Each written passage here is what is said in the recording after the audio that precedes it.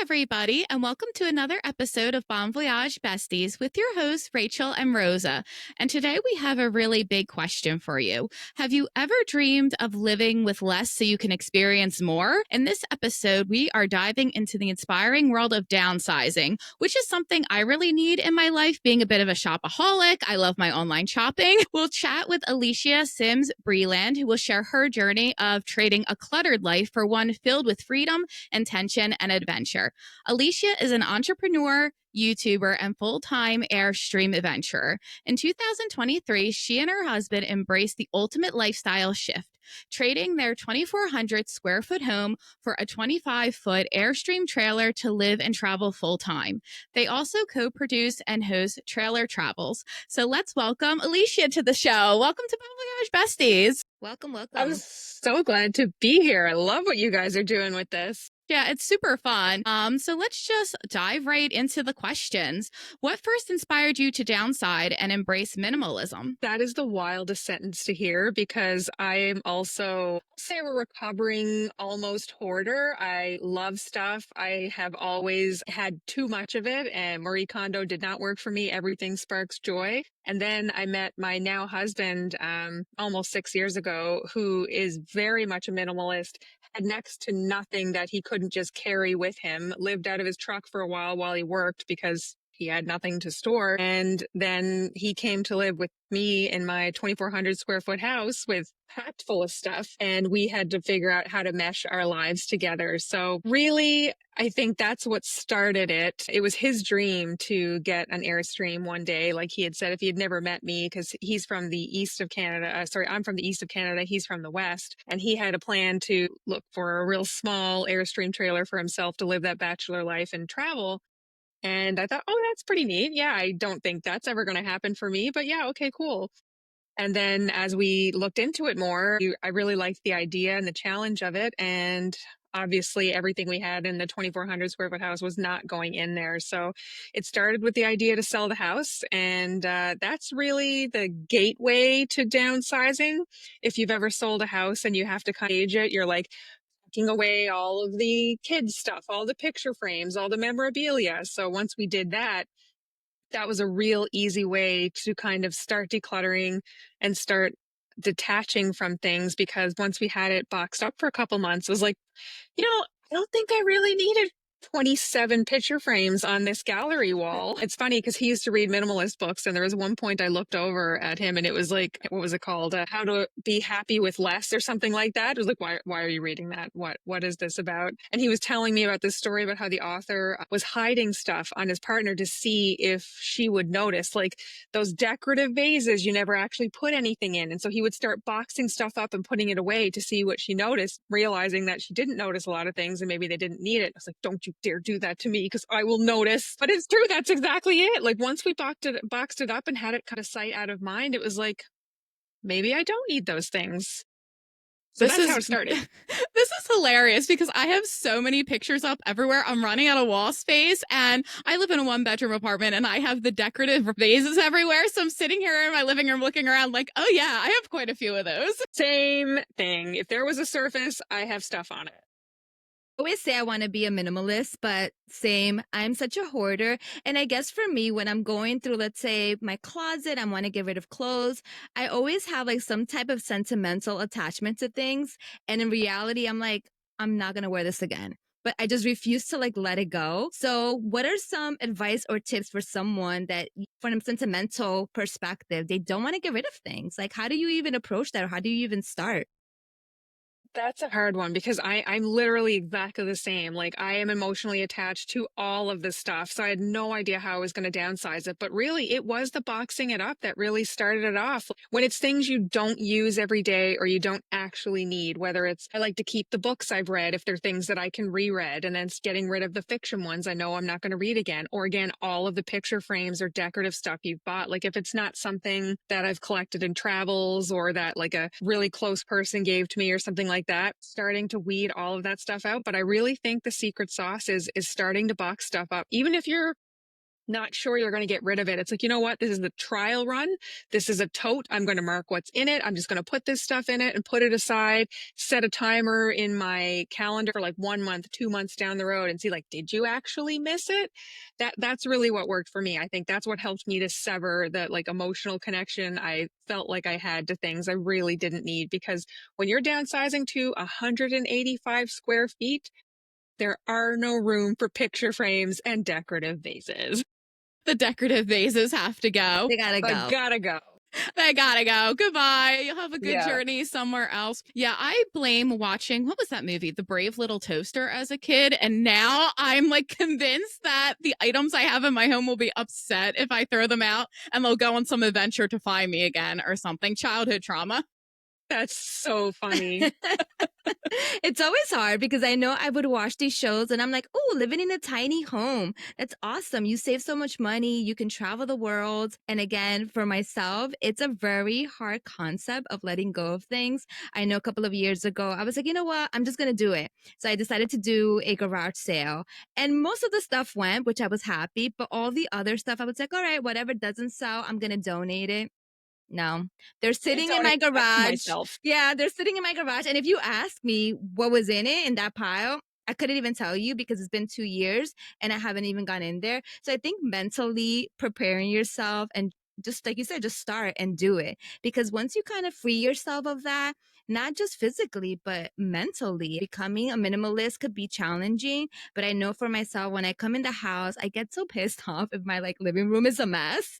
And I'm just like, really? There's like shoes and stuff everywhere. So mentally having like a clean space, it also helps you with the stress level too. And just coming home to something a little bit more relaxed and minimal is definitely the goal. Yeah, it's definitely something to be said for it for sure. I mean, I get that it's not everybody, and I definitely don't think I'd ever have called myself a minimalist or something that I would ever strive for before, but it just kind of happened to me, really. It's amazing. And like Rosa said, I know I always personally feel better when all the clutter is put away. Like it takes some time for me to actually do it. But once it's done, I just feel this like very strong sense of relief that I have space to breathe because a 1 bedroom apartment, it's not a ton of space. And I right now have in my bedroom in a big plastic bag clothes I need to donate. They've been sitting there for 10 months. So I have to get on that too and definitely do a bit of decluttering. But how has downsizing changed your daily life and what else have you gained from it? Like we talked about this sense of peace that people get once things have been decluttered a little bit, but what other benefits are there? That's a good question. I think, well, part of the reason I agreed to do this when my husband brought it to me was I said, okay, I am going on a trip every month that we don't have a mortgage. I don't care if it's a road trip, if it's within the same province, I don't care, but every single month, because at the time I told him I was only going to do this for a year and we'll see how it goes. So last year, called 2024, called the year of Alicia, and I did absolutely go on a trip every single month of the year, and it was amazing. But it also meant I had to figure out how to stop overpacking for trips, because in Canada, if you have to fly through Toronto Airport, you're for sure not seeing your suitcase again if you checked one. Like, it's not making your flight. It's not going to be there when you arrive. Don't even bother. And do you guys have an airport like that? Is there a notorious airport that if you have to do a changeover in, it's like, forget it, luggage is not making it? I'm like, well, we bash Newark Airport enough as it is. So That's our favorite thing to do. We're going to pretend our airport's perfect We do before that. we get on the no-fly list. So I will say though, Montreal, that was the only airport where I had to throw something out. I packed way too many liquids and the girl was super sweet about it. It was my fault. And she was like, yeah, sorry, you're going to have to get rid of some of this. So it did happen. I'm in Montreal. Toronto, I just tend to get delayed there. Love this, That's love the true, city too. though. Yeah, 100%.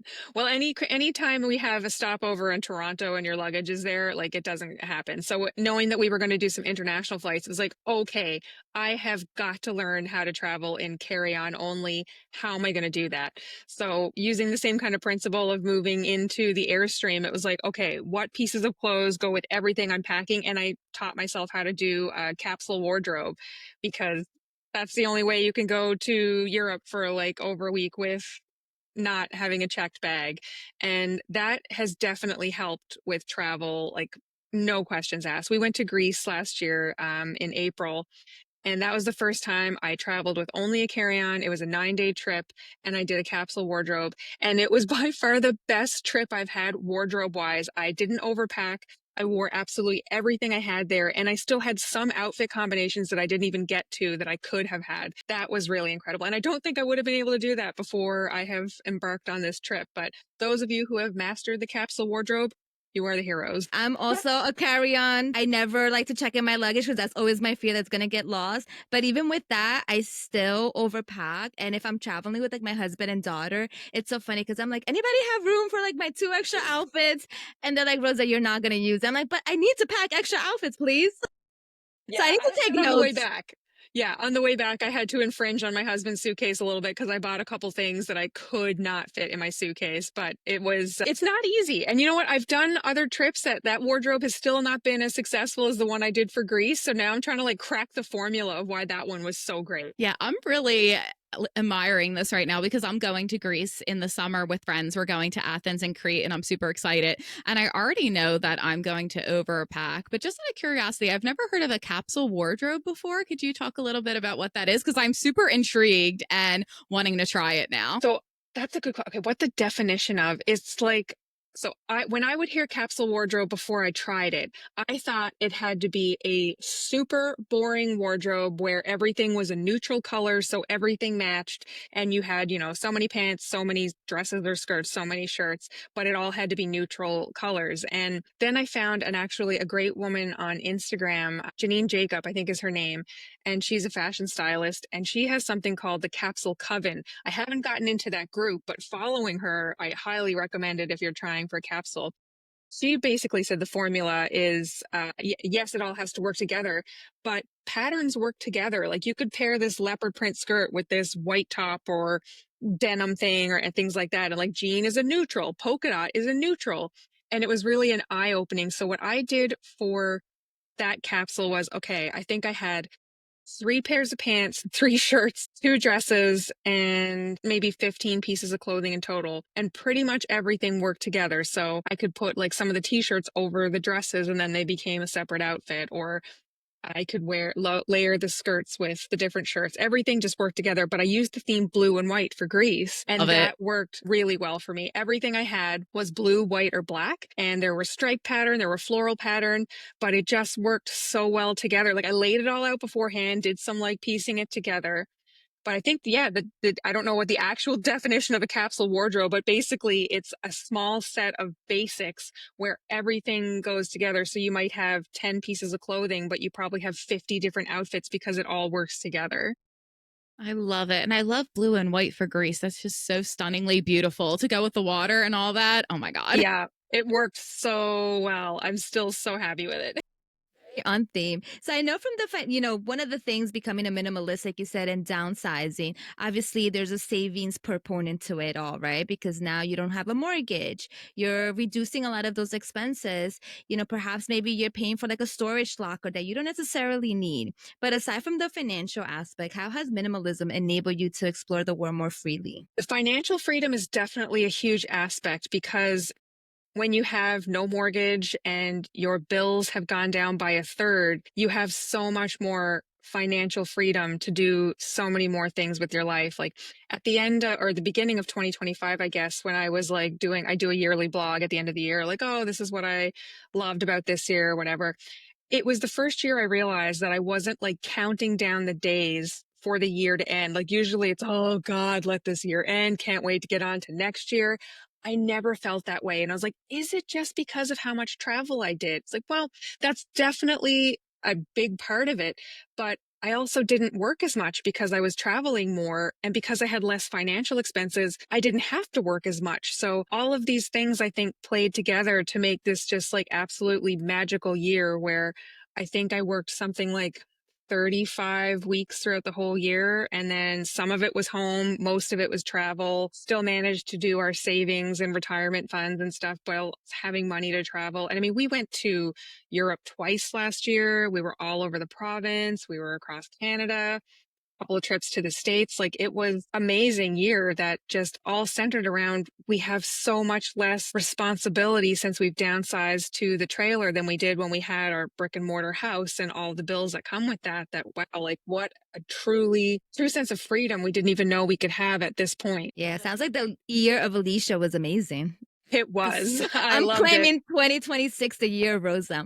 I know. I'm sitting here thinking I am ready to just like get rid of my apartment, get an Airstream, and go to Banff National Park all year because I love Banff. I just think it's the most beautiful place ever. It's stunning. Yes, and my husband's family is actually in Alberta, just a couple hours from Banff. So we alternate there every year. When we go up, we always make a trip to Banff. It's just so beautiful. That sounds incredible. Were there any challenges during this year of traveling in an Airstream? Because it's a big adjustment. I always fantasize about van life. For example, I remember that got really popular during the pandemic. And actually, the media specialist at my job was like, Rachel, I could see you doing this with your cat, just packing everything up and going to the national parks. But were there any challenges that you experienced along the way that you'd like to share? So many challenges.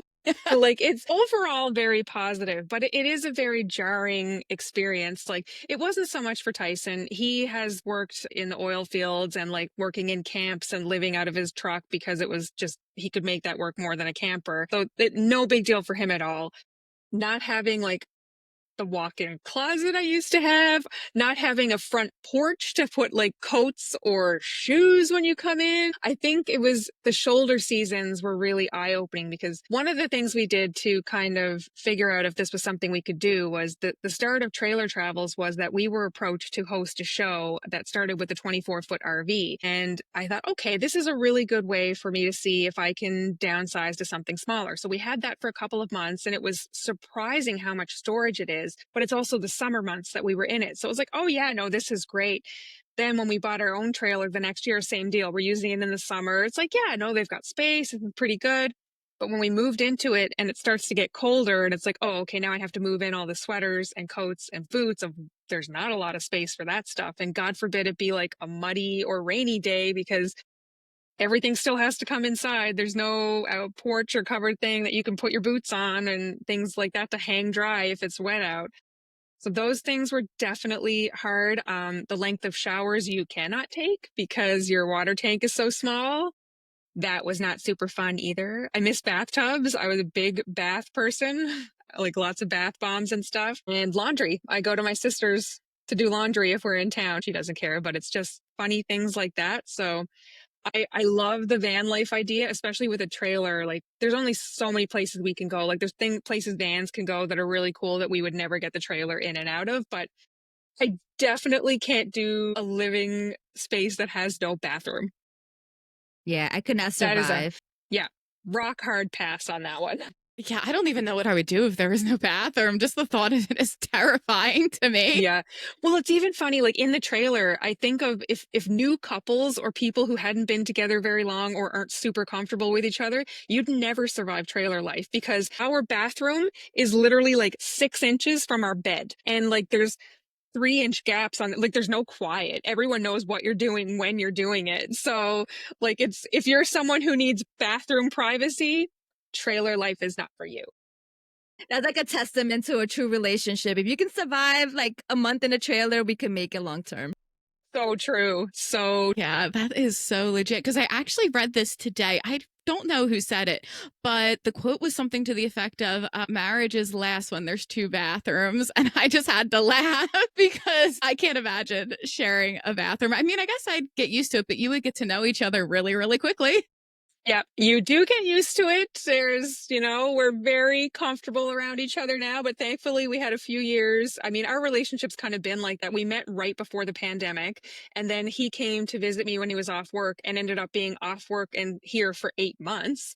And so we spent that time together when it's like, oh yeah, now's a great time to do renovations when we're still like barely been together a year and we're in the middle of a pandemic and stuck together. We did that. We drove across Canada twice together. We went through the trials really quick up front. So I think that really helped prepare us for the trailer life as well. You dove right in. We did. I love it. But it's funny, like Rachel said, I know during the pandemic, at least for myself, being big travelers, I wanted to get out there. And I was like, you know what? Let's rent an RV. I always wanted to do like a cross country. I'm over here in New Jersey. And I thought the concept of driving like all the way to California was so fun. But logistically, my gosh, once I started reading the different like policies, places that you can park, certain areas or like highways or roads that you can't access, I was like, you know what? I give up. I guess I'm just staying stuck in New Jersey until this whole pandemic is over. But logistically, there's a lot to figure out. So, how did you maneuver all of that at the beginning? That one's not really my forte. That's a Tyson thing of like where we're going to go, how long we're going to go for, where we're going to stop. Like we actually just came back. We spent a good part of May in the States. Actually, we drove from Nova Scotia through Maine, Connecticut, Pennsylvania to our ultimate goal of Ohio, which is where the Airstream factory is. And we were going there to get our warranty work done. And we had a phenomenal time, but he had mapped out the campgrounds we were going to, where the charging stations were, because at that time we were supposed to have our new truck, which we didn't, but now we do. So we needed to know where the charge stations are because obviously if we're towing, we're running out of charge quite quickly. Yeah, it's not too hard with campsites for sure. The thing with like when you're in a van and you generally don't want to do campsites, you're just trying to park everywhere. I hear about the stories of like the dreaded knock in the middle of the night because you're parked somewhere you're not supposed to be and that kind of thing. Yeah. So that hasn't happened to us because we generally stick to campgrounds. Then we're serviced. We don't have to worry about that. Are we in an unsafe area? Are we going to wake up and the tires are gone off our truck or something? Yeah, so we're big Anything on can happen. campgrounds for that. Yeah, exactly. You never know. I mean, you're in an unfamiliar place, but we had a wonderful time on our drive and we absolutely can't wait to do it again. Sounds fun. I think we need to take the show on a road trip. Yeah, that would be super cool. So fun. And there's an excellent Airstream dealership in New Jersey we actually want to come visit. That's really neat. I learned something new about my state today. Yeah, there's a Colonial Airstream. It was his videos that really, because it was in the middle of the pandemic, we couldn't go anywhere to see them. There's not a lot of them here in Canada. There's only a few places, but we couldn't cross provincial lines to go check out a dealership. So we were pouring through YouTube videos to see what's the size we want, what's the model, what are the features. And yeah, there's a dealership in New Jersey we absolutely have to come visit sometime, if nothing to just say, thanks, man, that helped us a lot. Road trip through New Jersey. That's Sounds right. awesome. Would be amazingly fun. But yeah, I like the whole idea of parking at the campsites because as you guys were discussing it, I have major parking anxiety, even with just like going out to brunch or something. I have to go on Google Maps and look up the parking situation ahead of time. Otherwise, I just stress out about it. So I would totally stick with the have that campsites too. Yeah.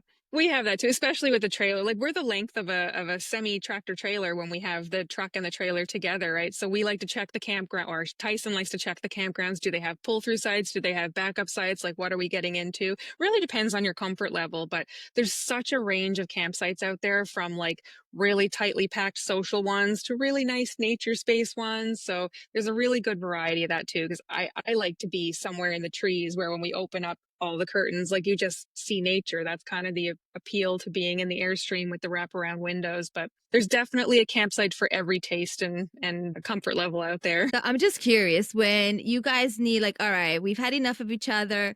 Like, how do you do that? Like, you go to this corner, I go to this corner, you know, you're in a tight quarter. So, like, how do you get that alone time? One thing that works really well for us is that I'm a morning person and he's a night person. So I get up at like 5:36. He's dead to the world. I just close the curtain, which gives you nothing but blocks my lamp that I'm turning on. And then at night, same thing. Like he'll be out at the dinette doing his thing at night. I go to bed way earlier than he does. So we do have those couple of hours that don't overlap, which is pretty nice. But the first year was the biggest struggle because I work out of the Airstream for some of the year. And I have like a nice desk set up here and everything. That's why we bought the model we did. But there were times where I'm like, I need you to go for a walk because I can't get this done. Like he's a drummer, so his legs are always going. He's always tapping on something. And it's like, I'm trying to get like in the zone and get this writing done for my deadline. Like, oh, it doesn't happen very often, but lots of times, like I can go back to the bedroom, which is like on the opposite end of the dinette, which is not very far apart, but far enough apart that I'm back there.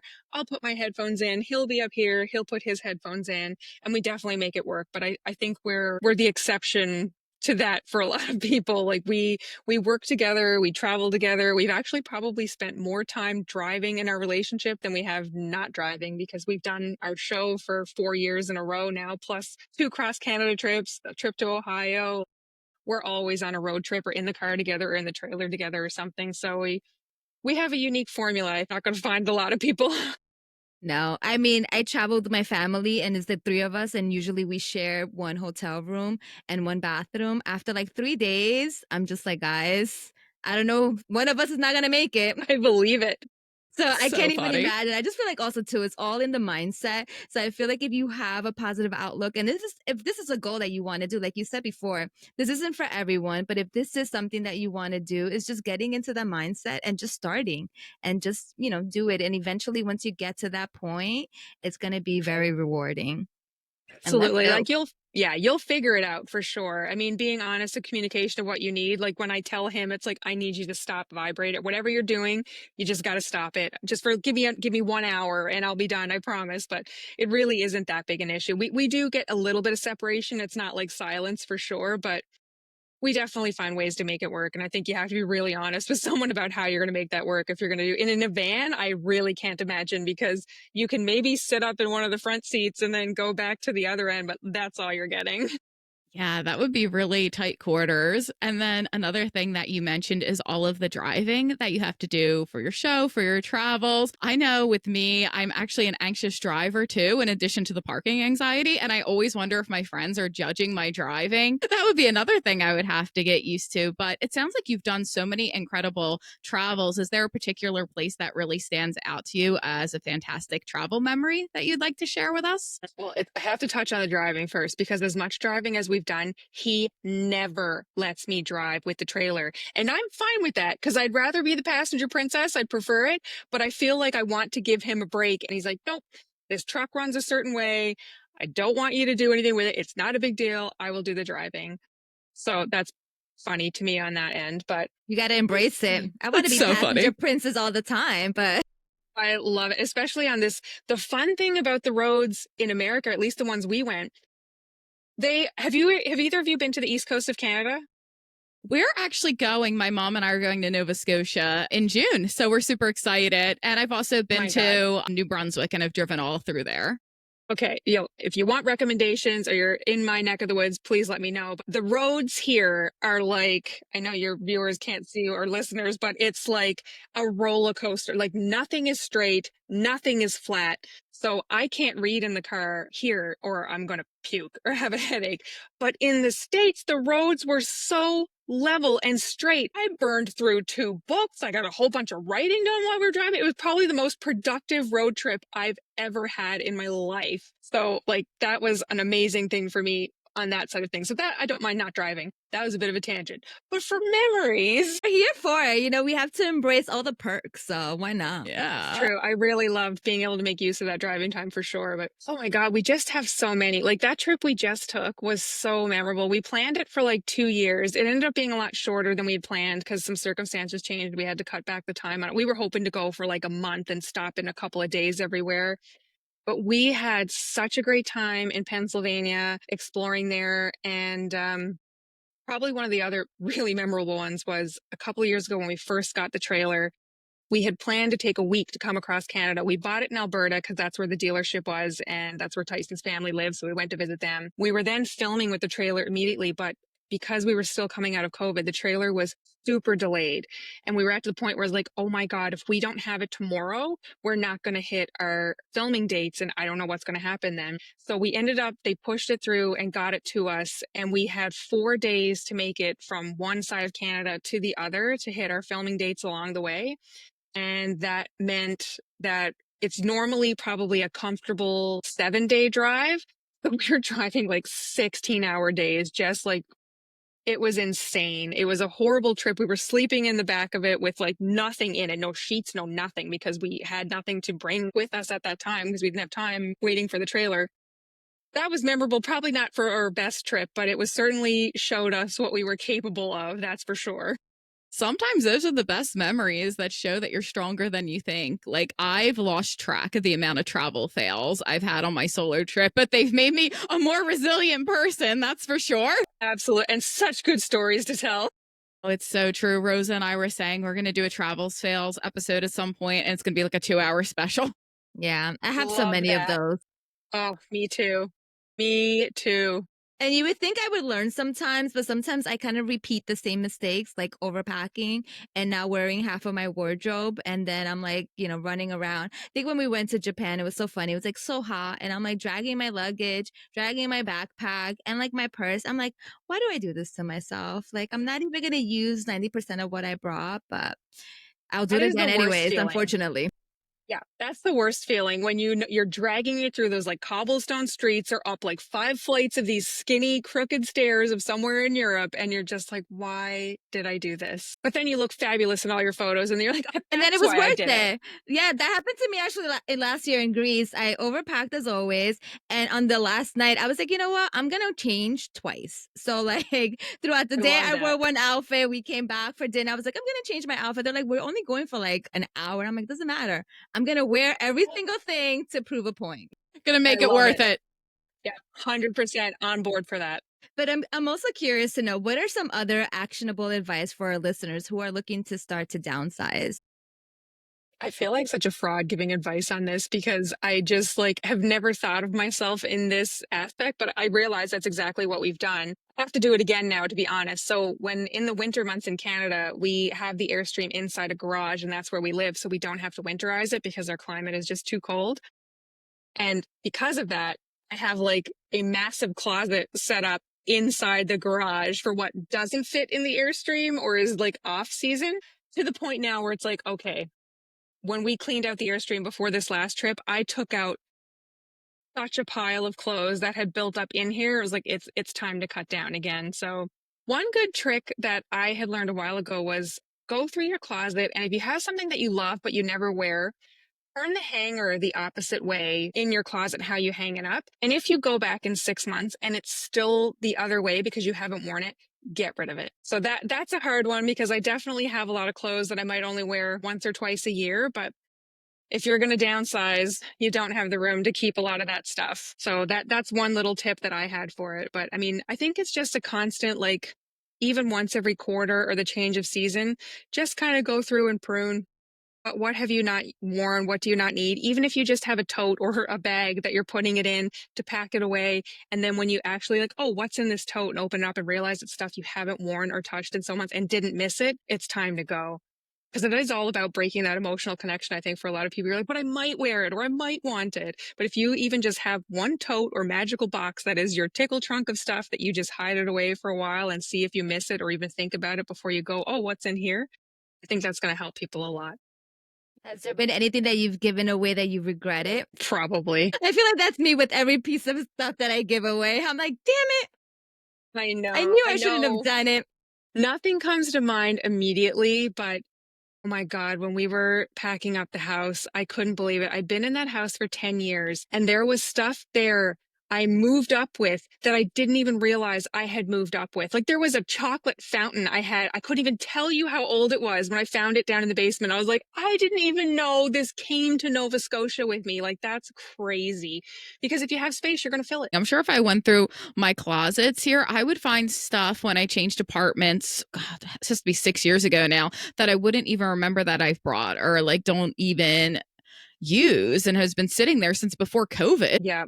You know, I think honestly, everyone at some point in their life should have to do this kind of social experiment where you move into 185 square foot space, because when you are literally looking at your kitchen and realize you have 5 separate frying pans that are different sizes for different functions, but you cannot have 5 frying pans in here, 2 at best. When you have to pare down what you actually need to survive and then live with that for even a couple of months, it absolutely changes you. Like after the year of Alicia last year, like my brain chemistry is just not the same as it was before I moved into this trailer, before I tasted that freedom of what your life could be like if you're not shackled with all of the stuff and all of the financial responsibility. And it doesn't even have to be a lot. Even like maintaining a small condo or apartment, you still have all of those bills. It's really wild to have to kind of strip away all that stuff as an experiment to see what you actually need to be happy. I spent so many years overworking because it was like, I need to make this 6-figure salary. This is the life I'm chasing. I'm climbing that corporate ladder. I want this status. And then realizing, well, actually, when I met Tyson and was in a functional relationship for the first time in a long time, it was like, oh yeah, so I don't want to be working 16 hours a day. I'd like to have my evenings off to enjoy it with this person. And that was kind of the beginning of the complete reprogramming. It's amazing. And it's really speaking to me too, because I feel like, especially with social media and whatnot, there's just so much consumerism and I get inundated with ads all the time. I buy stuff I don't need. And I've actually been kind of down in the dumps lately because the housing market in New Jersey is absolutely atrocious. And then I get in this depression spiral, like, well, I need to work even harder to own a house. But then, like, once you own the house, there's the repairs and then there's like the tax bill, which is huge. Yeah. And it's just making me think, like, do I really need all of those bells and whistles to be happy? Would having a house in New Jersey with a $10,000 tax bill at the end of every year make me happy? I don't know. Rachel, what you got to do is go down to Colonial Airstream and go see Patrick Botticelli. Yes. He is going to hook you up with the home on wheels that you didn't know you needed. Yes, the year of Rachel, the year of Rachel. Just take a road trip around the States, go up to Canada because I love Canada too, and just love life. Because yeah, it's true. I feel like, especially like nowadays, you work so hard and things are so expensive. And it's like, do I really need all of this to be happy? Yeah, it's funny if you actually take a step back and go, okay, what do I actually need to be happy? Like, I want to be able to live comfortably where I'm not worried from paycheck to paycheck that I have enough money to pay my bills, save for my retirement, take the occasional trip. That's all I needed. I don't need 6 figures to do that. I really don't. And so then scaling it back on that degree at first was like, that was a huge game changer because life, like, time is the currency you can't get back. You can't make more of it. You can always make more money. Them, yes. Time. I tell my daughter that all the time. I'm like, I blinked and I'm gonna be 41. And I had my daughter when I was young, so she's about to be 20. And I'm like, where did time go? Like, I have no concept of time because I swear when I think of certain things, I'm like, wait, I was just in high school. No, high school was like 25 years ago. So No. time goes by so quickly. And like you said, time just goes by and you never get that back. So there's no better start than today to do something and just take that leap, whatever it is that your goal is. And like you said, at the end of the day, I think we also live in an environment where we feel like materialistic items define who we are. Like, if you don't have a house, are you really successful? If you don't have an apartment, so I feel like sometimes we put a lot of pressures on ourselves just because we want to keep up with society. But ultimately, it's your life. You should live it at your own speed and not having to worry about what other people define as being successful. True. I'm ready. So I'm ready Rachel, too. I'm ready too. I'm ready too. Living Let's do this it. life. Let's Taking go, girls. Bon Voyage Besties on the road. you bring your cat, Man. I bring my dog. Can't leave her behind. Be so much fun. So, Alicia, you said when you're on the road, you have film schedules to like meet and all of that. How do you balance that with your lifestyle? Because I'm always intrigued by television shows and the scheduling. Are there any tips for just balancing everything? If you're going to do anything in television, and I mean, we're on an Eastlink Community TV, which is a network up here. So it's not like prime time network. It's a small Canadian network, but I mean, it's wonderful, works really well for us. But the hardest adjustment is you have no control over your schedule or time when you're filming. Like, if you're someone that needs to control your own schedule, don't even bother because it's just not going to happen. You have the time that you're filming and it is not yours in that. So it is definitely hard. The first year that we did filming, I'm a tattooer by trade. I own my own studio and I'm pretty busy, but I took the time off and I thought, okay, well, whenever we're not filming and we're home, I'll tattoo those days because like the driving days are like, those are like our days off. That was a terrible decision. I was so tired and burnt out by the time we'd finished filming after like 2.5 months because I basically had worked 2.5 months straight from filming days to driving days. And I mean, if you're used to taking road trips, even if you're not the one driving, you're still pretty tired by the end of the day. Like your body doesn't feel good. It's not an awesome way to be for productivity. So I didn't do that again after that. Now I take the time off in between filming, or the way it's actually gone is that our filming seasons have gone more condensed so that we film for almost about 30 days straight and then we're done, as opposed to it trickling through 2 to 3 months. Pros and cons of each, but I think knowing what you're capable of and what you can do is a big thing. Like, you need downtime. I think that's the biggest takeaway I've gotten as I'm in my 40s is I spent a long time not being able to sleep well and suffering for that and working too much and not having good habits. And now my sleep is such a priority. Like, I start to wind down. And when I finish this podcast, I'm starting my nighttime routine, getting ready for bed. I only sleep 6 to 7 hours if I'm lucky, but if those are good, like restful hours, I feel great. I get up naturally without an alarm. That kind of stuff is really important. And not overcommitting is also something I'm embracing in my 40s. That's really important as I'm approaching 40, sleep and not overcommitting, because I'm always saying yes to everything, which can be beautiful. I've had some great experiences, but it really does take up a lot of time. And sleep is sacred. I teach high school. I have to be at school at 7:30 in the morning. So I'm up at 5:30 in the morning. So I wind down in bed by like 8:30 with my trashy books and go right to Love that. sleep. Yeah, I love it. And that's so true. Like, I never had a routine. I would just work, work, work until I'm falling asleep at my desk and then have a terrible night's sleep and then get up and do it again the next day. So, the balance of prioritizing yourself and what you need to like wind down, feel restful, and actually take care of yourself, nourish your body, move it, sleep well, that stuff is so, so important. No matter what your schedule is or what you're doing, that's what's going to help you live a long and healthy life. It's not just decluttering physical objects, you're decluttering like your mind too. I love it. That's It's very true. like zen. Yep, I'm ready to declutter this apartment and then declutter my life, go through the checklist, be like, gone, gone, gone. True. And that's actually what it is like. Like that. I don't really think of it like that. But yeah, it has been that. I've been pulling out of commitments of stuff I would normally do. I've got a full week of work. I need enough downtime. I have these things coming up. It's still a battle. Like there's definitely some overwhelm. I definitely didn't do enough work to set myself up when I came back while we were on that trip. And I've been paying for it these last 2 weeks that we've been home. But I'm just kind of coming over the hump of that now. And that was a really good lesson to learn. It was like, I have to find, if we're going to be on the road long term, I've got to find a better balance of a routine of days that's getting the work done you need to do, still enjoying the time, but you're not in vacation mode. If you're doing it full time, you have to have a balance of work days and off days, just like any other time. So, what was one of the highlights of the year of Alicia? The trip to Greece was truly incredible. I don't have kids of my own, and I have two nieces, and Tyson has four nieces. So we've got six between us. But before I met Tyson, I had told my nieces when I moved up to Nova Scotia, where they are, that when they turned 16, I would take them anywhere in the world they wanted to go, just as a gift from them to me. And the first one turned 16 last year, and she picked Greece. It was so fun. That's Like special. she made a PowerPoint presentation, like working up to her three options of how she chose. It was so funny because at the end, I'm screaming with excitement, finding out we're going to Greece, even though I'm the one paying for it. But it was so fun. And it was such an incredible trip. Like it was the most time we'd spent together without our parents. And then, of course, Tyson came because he was in the picture now. And the three of us had such an incredible time. It was his first time in Europe. It was her first time in Europe.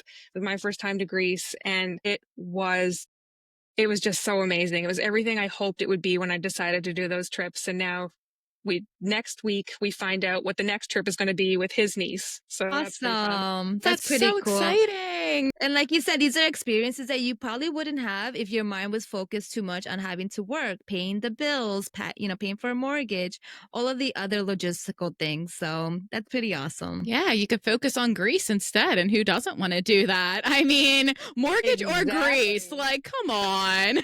That's an easy 100%. one. Yeah. Out of curiosity, where did you all go in Greece? We started in Athens. I was lucky that I had a few friends who had gone, three friends actually, who had gone to Greece the year before we planned our trip. So I got to pick their brains, and they all went to different places and had very different experiences. So that was really exciting. Because we were taking a 16-year-old, that also helped me curb things a little bit. Like when we were reading into Mykonos, for example, they're like, oh, this is a big nightlife island, Yeah. lots of partying. I'm like, not going to that one. Okay, next. So we kind of looked through. Addison, my niece, is a very big water beach person. So when we were looking into the islands, Naxos came up a lot as a very big beach island. So we ended up doing a few days in Athens. We did Naxos and we did Santorini and then back to Athens. And I wish we could have done more, but we only had the 8 days on the ground with flights. And we wanted to not feel like we were running and traveling the whole time. So we had a few days in each ones. And it was definitely hard to whittle down which place to go, especially in Greece, where there's so many islands. But it basically came down to who's on the trip, what's important to us. I knew I wanted to do Athens for sure. It's funny because I had a lot of people that were like, Athens wasn't for me, but we loved Athens. Like, I get it. It's still a very big city, very overpopulated, lots of cars and driving and parking problems. But we just loved it. There was so much to see, and the restaurants were amazing. Actually, that's a huge memory I have of a core memory from that year was the cooking class that we took in Naxos was one of the coolest things I have ever done, and I will cherish it as long as I live. I love Greece. We just went in March or April this past year, and this time we did Athens for a couple of days, and then we went to Nafplio, which was amazing. And same thing, we went to like this bio farm, and we got to spend the day with like a family. We did like a cooking class, and I was telling my husband, I was like, I can totally live here. Like, I want to buy a farm, move to Greece, and he's like, okay, Rosa. Yeah, my I husband's was the like, I same can way. do it. Yeah, everywhere we go, he's like, I could live here. Like literally That's everywhere. me. We were in Cincinnati after we dropped the trailer off for getting fixed, and he's there looking at real estate. He's like, we're not moving to Cincinnati, Tyson. Oh He no, sounds it like was me. that. That is so me. Every city I go to, I pull up Zillow and start looking at real estate. And I'll like always check in with my family and I'll call my mom and she'll be like, oh, how's your trip going? And I'll be like, I'm looking at real estate. I love it here. And she's like, you say that about everywhere that you go. So true. He's exactly the same way. Even we took a road trip to Ottawa last year to visit a friend, and he wanted to see the capital. He'd never been. And he's like, I love it here. We should move here. Like every single place we go. That's me right there. That's the beauty of the trailer. You just pull it right over there. Yeah, right? You have the ability to be like mobile and bounce around, which is really super nice. I always see that that's one of the downsides of owning a home because I always like check the pros and cons online. And one of the cons is like, well, you can't just like get up and like move around whenever you want. So, And having your own bed every night is unbelievable. Not having to worry about how many liquids you packed, your own bathroom. Oh, like I love a hotel stay. Don't get me wrong. That's awesome too. But man, it is so cool to be able to go out and explore a new place and then come home to your own bed at night is just amazing. It sounds wonderful. yeah, because I know sometimes actually with hotels, especially if I'm traveling for a long period of time, I have a hard time sleeping. Like I can't sleep as well as my own bed. It could be a beautiful hotel. I've stayed in some really nice properties, but if the bed doesn't belong to me, sometimes getting that good night's sleep just doesn't happen. Yeah, it's like the comfort of home. There's one bed we stayed in Portugal that like we didn't sleep for 3 nights. It was like sleeping on a slab on the floor. It was so hard. But for me, it's the pillows. I have a travel pillow that's memory foam that I compress into my bag and always have with me because if I have a pillow that's too high, I've got a headache for days and it ruins my trip. So it's the pillows that get me for sure in hotels. Little things. But I'm also curious, what does living your best life mean to you now, Alicia? It's I a mean, hard one, I know. it is, it's a lot. It's like, how do I get too philosophical with this? But I really do feel like I'm living my best life over these last few years, which is wild. Because I'm sure if you went 10 years back and told me I was going to sell everything almost and live in a trailer with my husband and my dog and travel the world, it'd be like, I mean, I don't know about that. But I'm the person who, like, when you see a movie and the main character has some kind of ailment and they're going to die in 2 weeks and they've left all these things that they've never done. So now they're going to live their best life in the next 2 weeks. I will never be that person. I live in perpetual fear of not seizing the moment every day, and not like a paralyzing fear, but it's something that's very present in my thinking. I'm not a procrastinator. I'm not saying I can take the trip in a couple years. There's always tomorrow. You'll never hear that from me. Like I'm absolutely trying to squeeze every moment out of the day, whether it's in the morning when I walk my dog and the sun is coming up over the fields, or it's a foggy day, or the most gorgeous sunsets we get here, or the stars at night because we live so far out of town that we're practically in a dark sky preserve. Every moment that I can enjoy, I'm enjoying. Every trip I can take, everything I can save up for and do. Like that's living the best life to me. It doesn't have to be, oh, I'm going to Bali or these crazy destinations that are the super it thing on social media. It's being happy with the little things and moving in the direction that you want to be moving and not feeling stuck in your life or wishing things were different but not actually moving towards it for me. I love it. Sounds so magical. And like you said, sometimes we get caught up with like the day to day rushing from one thing to the next that we don't really embrace the little things in life. Like right now, my daughter's home from school, and one of the things that we like to do is go on an evening walk. So we'll take our dog Chloe, and that's like, 10, 15 minutes of like family time, uninterrupted time. I leave my cell phone at home. I'm not worried about anything else. It's like the little moments in life that you kind of carry with you, and we need to embrace a little bit more because we're always go, go, go. And like you said, our time here is limited. So why not enjoy doing the things that you love? Yeah, it's so important to take that time because, like you said before, you could always make more money, but you can't get that time back. And it's important to cherish every bit of it. Even during like the work week when I'm busy, I always take at least a half hour to myself to put on some like relaxing, like ambient YouTube on my TV and have like whatever book I'm reading right there. And I also foster cats. So then I'll have like the foster cat sitting right there. Yeah. And that's just like something that I savor in addition to my travels is just that self care because it is true. It's very easy to fall into that trap of routine and always being go, go, go without even realizing it sometimes. Social Absolutely. media too plays a major role on that. I mean, I know for us as content creators, you sometimes look at our social media and you think, like, for instance, for me, I work a corporate job and people think I'm always traveling. And I'm like, no, you might see that on my Instagram and my life might seem glamorous, but it's far from it. There are moments that are amazing, magical. I have these amazing experiences, but more often than not, I am working a 9 to 5. I am running around and doing these other things. So social media sometimes kind of gives us like a false sense of security and what people are doing that you might kind of be jealous of. But we all have a hectic lifestyle sometimes. We all have to work. I mean, I know I do because otherwise I would not be able to travel as much as I do. So, you might see it on social and think that my life is perfect, but far from it. So, yeah. Yeah, it really does give that false sense of security with so many things. But if you like, travel is not within everybody's means. Like, I get that it's a luxury. And if you're lucky enough to be able to take anything from a road trip to a day trip to a European trip, whatever, that's awesome. But if you could really learn to appreciate the little things in your everyday, your whole life is just going to get so much better. Like, it's just, it sounds so silly and trivial, but it really is the difference between being in a bad mood and being in a good mood and how you carry that energy forward from your day, your week, your month. Yeah, it's totally true because taking even a day break from social media and not comparing myself or like thinking about where I am in life, it'll like change the entire outlook of my day. I just feel like so much more at peace and relaxed. It's so true. 100%.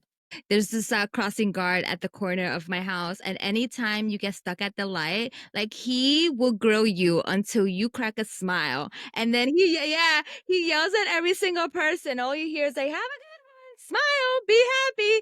And like, there's days that I'm rushing, or maybe I'm gonna be late to work, or whatever the case may be, and I stop at the light, and like for that second, like my whole kind of outlook just changes, and it's something as simple just as smiling and acknowledging someone. So I love that he does that. Whenever he's not there, I'm like, damn it, where's Mike? I love that. That's I miss such a Mike. great analogy.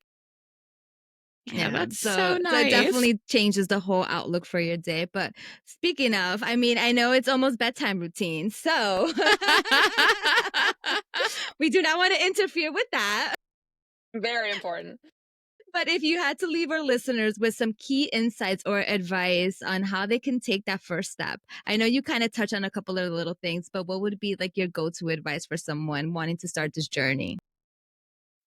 I think my biggest piece of advice is like, change is hard, and I think it paralyzes a lot of people from even trying. Like, fear of failure, I say with quotes, because I mean, you're never really failing at anything. If you're trying something, you're growing and you're learning. So change doesn't have to be earth-shatteringly huge. It can be the smallest steps forward because like the littlest ripples will make the biggest waves eventually. Just start. Find a thing and start. If it's downsizing, if it's taking a road trip, if it's buying a travel book for the destination you really hope to start kind of putting it in your mind. Just start taking steps. They don't have to be changing your complete routine or life. Small steps can have a huge impact. That's really important. And it's like an ongoing theme we've had on this show from different guests is to just do it, to just do the thing, because usually the person holding you back from your dreams is you, unfortunately. God, that's so, so true. Yeah. And I Yes. think people think like you don't have to quit your job, sell everything, and go to the other side of the planet. You really don't. It can be as simple as a couple of donation boxes and a quest to downsize from a house to an apartment or an apartment to a van or something like that. Like figure out what you want to do and start making small steps towards it. That, you're not trying to totally step outside your comfort zone if you're not ready. Maybe you're just trying to expand your comfort zone a little bit, and that can have a really big payoff.